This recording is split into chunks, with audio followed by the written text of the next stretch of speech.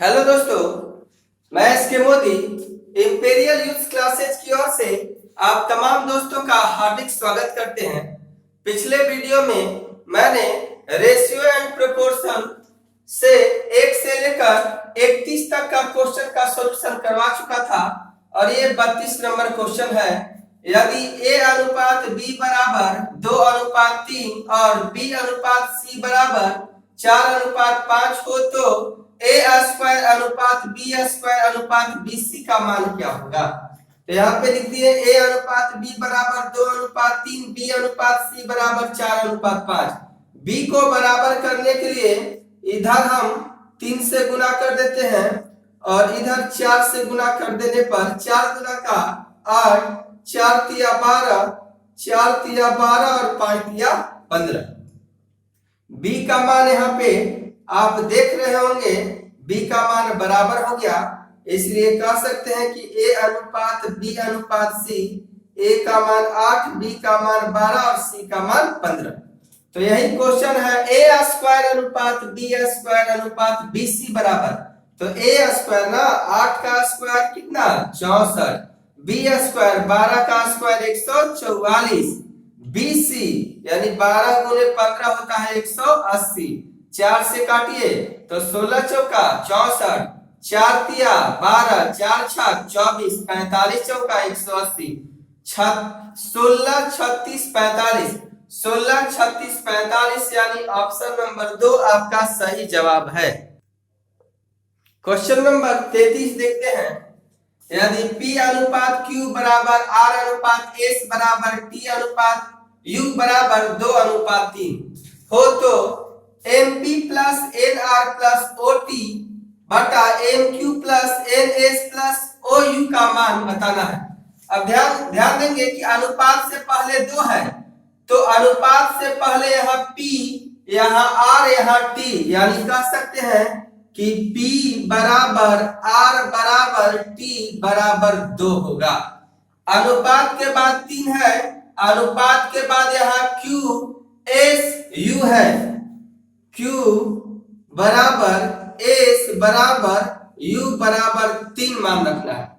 अब यहाँ पे देखेंगे जहां जहां P R T है उसका मान 2 रखेंगे, P R T, तो यहाँ P R T यहाँ हो जाएगा 2M plus 2N plus 2O बटा जहां जहां QSU है, QSU उसका मान 3 रखेंगे, यहाँ 3M plus 3N plus 3O। अब ऊपर में 2 कॉमन लेंगे, नीचे में 3, 2/3 कॉमन ले लेंगे तो अंदर में बच जाएगा M plus N plus O, नीचे में भी M plus N plus O और ये कैंसिल हो जाएगा। आपका उत्तर 2/3 यानी 2:3 ऑप्शन नंबर 3 सही जवाब होगा। क्वेश्चन नंबर 34 को देखते हैं। 351 रुपया को 3 भागों में 1/2 अनुपात 1/3 अनुपात 1/4 के अनुपात में बांटा जाता है, तो तीसरे भाग का मान क्या होगा।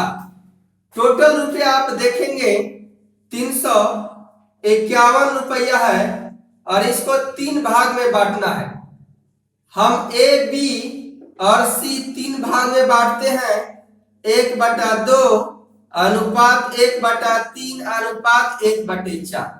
अनुपात कभी भी फ्रैक्शन फॉर्म में नहीं होता है, उसको रेशियो में लाने के लिए एलसीएम लेंगे। एलसीएम 12 आया, 2 से 12 को भाग देंगे 6 बार में, 3 से 12 को भाग देंगे 4 बार में, 4 से 12 को भाग देंगे 3 बार में।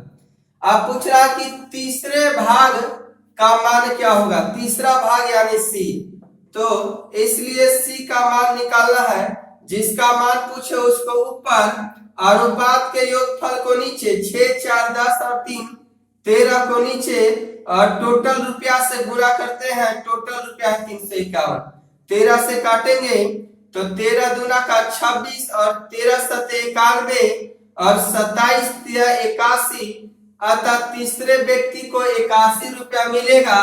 Option number 3।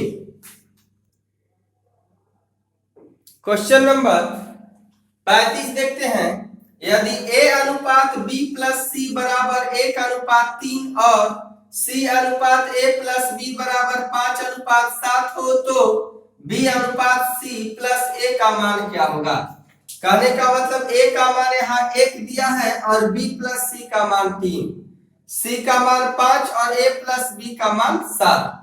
तो ये भी ABC है और ये भी ABC है, और ये इन तीनों ABC का योग करें तो योगफल 12 आता है। 7 में 5 जोड़ दिए 12, तो इसका भी मान 12 लाने के लिए अनुपात को बराबर करने के लिए 3 से दोनों तरफ गुना करेंगे तो 3 एकम 3 और 3 तिया 9। यहाँ भी आप देखेंगे कि इन तीनों ABC का मान भी 12 हो गया। तो आपसे पूछ रहा है B अनुपात C प्लस A का मान, तो यहाँ पे A का मान निकल गया 3, B का मान, तो B का मान स्पष्ट नहीं है। तो देखेंगे A प्लस B निकालने के लिए क्या करते हैं, A प्लस B में से हम A को घटा देते हैं। तो A प्लस B का मान आया है 7 और माइनस A का मान आया है 3, तो B का मान हो गया 4 और C का मान पहले से यहाँ 5 दिया है। तो आपका क्वेश्चन है C अनुपात A प्लस B का मान क्या होगा। तो C का मान है यहाँ पे, C का मान C अनुपात नहीं B अनुपात C प्लस A, B अनुपात C प्लस A देख लेंगे। यहाँ पे B अनुपात C प्लस A का मान पूछ रहा है। B का मान निकला है 4, अनुपात C का मान है 5 और A का मान है 3, 5 प्लस 3 तो ये हो गया 4 और ये हो गया 8, काट दिए तो 1:2। आपका ऑप्शन नंबर 1 सही जवाब होगा। क्वेश्चन नंबर 36 देखते हैं, यदि x और y के बीच संबंध x² प्लस 4y² बराबर 4xy हो तो x और y के बीच क्या अनुपात होगा।